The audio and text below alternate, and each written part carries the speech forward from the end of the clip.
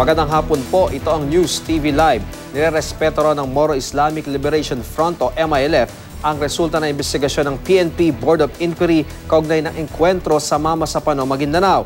Nakasaad sa ulat ng BOI na nalabag sa pagpapatupad ng Oplan Exodus ang ilang ceasefire mechanism protocol sa pagitan ng mga tropa ng gobyerno at MILF sa ilalim ng Ad Hoc Joint Action Group o AJAG. Sinigundahan naman ito ni MILF Chief Peace Negotiator Mohager Iqbal na naniniwala ring usapin ng ceasefire ang naging problema sa Mama Sapano. Ayon pa kay Iqbal, matatapos na rin ng MILF sa susunod na linggo ang sarili nitong investigasyon.